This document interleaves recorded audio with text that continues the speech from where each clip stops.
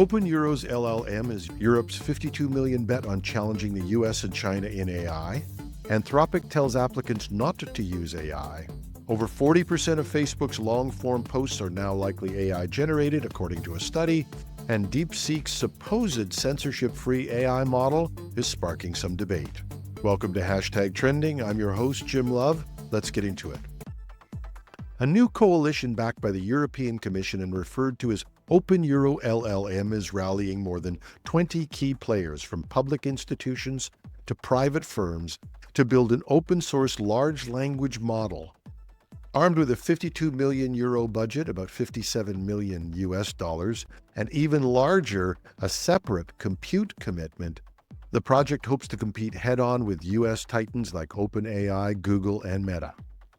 Bringing together research labs, companies, and universities under one umbrella, the alliance aims to preserve Europe's linguistic and cultural diversity, promising that smaller languages and dialects won't be left behind. It's a bold play for AI independence, one that could refine how European organizations develop and deploy advanced AI systems. Now, this isn't about creating a general-purpose chatbot. It's about building the digital and AI infrastructure that enables European companies to innovate with AI. At least that's according to Peter Sarlin. Peter was the co-founder of Silo AI, Europe's largest private AI lab, which was acquired last year. What's unique about this initiative is what we're bringing together many of Europe's leading AI organizations in one focused effort, rather than having many small, fragmented projects. Still, building a top-tier open-source model requires more than ambition. It's going to demand huge data sets and computing power, raising questions around how well-funded and coordinated Europe's plan will be. Enthusiasm is high among small companies and research groups as they seek alternatives to costly or restrictive services from US-based providers. If Euro LLM succeeds, it could unlock new possibilities for startups, academic teams, and public sector projects across the continent. By lowering the cost and complexity of developing advanced AI applications, the initiative may spur a wave of innovation that's genuinely inclusive of Europe's diverse linguistic and cultural landscape, and potentially reshaping the global AI arena in the process. I have one message for the Government of Canada. Are you listening? Anthropic, the company behind one of the world's most advanced AI writing assistants, is telling prospective hires not to use AI when applying. It's an ironic twist for an organization that built Claude, a tool famous for excelling at precisely this kind of task. And yet Anthropic's job listings require applicants to promise they'll craft their responses without AI help. The company goes on to say, while we encourage people to use AI systems during their role to help them work faster and more effectively, please do not use AI assistants during the application process, reads the prompt in nearly 150 of Anthropic's active job postings. We want to understand your personal interest in Anthropic without mediation through an AI system, and we also want to evaluate your non-AI assisted communication skills. Please indicate yes if you have read and agree. The question appears in a wide range of roles, from software engineer to finance, communications, and sales, though it's missing from a few technical listings like mobile product designer.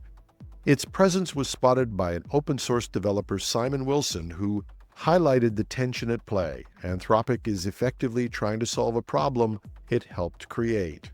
As more and more candidates rely on AI for drafting everything from cover letters to personal statements, potentially in response to the fact that human resources has been using AI to filter applications for some time. A recent study by Originality.ai analyzed 8,885 Facebook posts collected over the past 6 years and found that 41.18% of today's long-form content on the platform is likely AI-generated. Now, this reflects a sharp increase from an average of about 5.34% in 2022, ballooning to 24% between 2023 and November 2024, an increase of almost 5 times since the launch of ChatGPT. Now, according to the data, these AI-generated updates are most commonly found in longer posts, a category where people often share personal stories, detailed product reviews, or in-depth analysis. And while some of the posts are obvious, some of them are even starting with, as a large language model, some can't be caught by AI detectors. While these detectors are getting better, they're not flawless.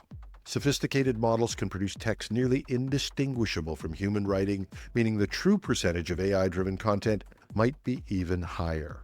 Still, the close to 9,000 post sample size provides a strong snapshot of an emerging trend. More users are outsourcing parts or all of their posting to AI tools. But with Meta itself confessing that it's used fake profiles and AI-generated posts, there certainly will be no appetite for Facebook and Instagram to curtail the growth of these AI-generated posts. And having read some of the posts I know that are written by humans, I'm not so sure I don't prefer the ones written by AI. The blog Prompt Foo reports that they've identified 1,156 prompts that are censored by the new AI DeepSik.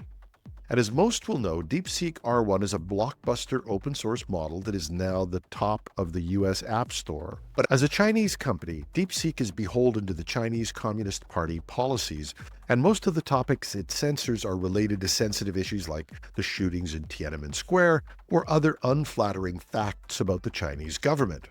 The good news is that, according to this same post, DeepSeek is preposterously easy to jailbreak, the term used for being able to fool an AI to bypass its instructions on what not to do or say.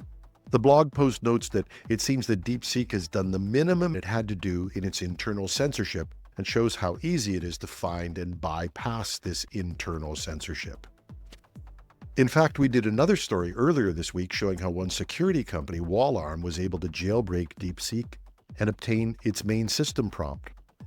So what the model censors may not be the biggest problem.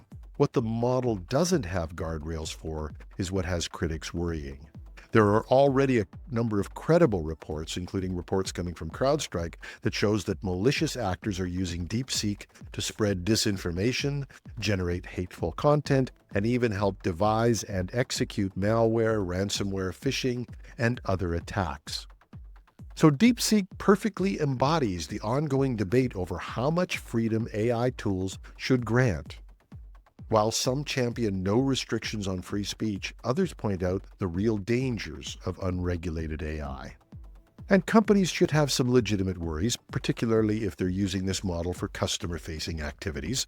We've all heard the horror stories of AI models going out of control and spewing hate or inappropriate responses. These are things to watch for. But to be totally fair, all of the major models have had or may still have similar flaws. And while guardrails can be implemented, there will always be ways to get around them.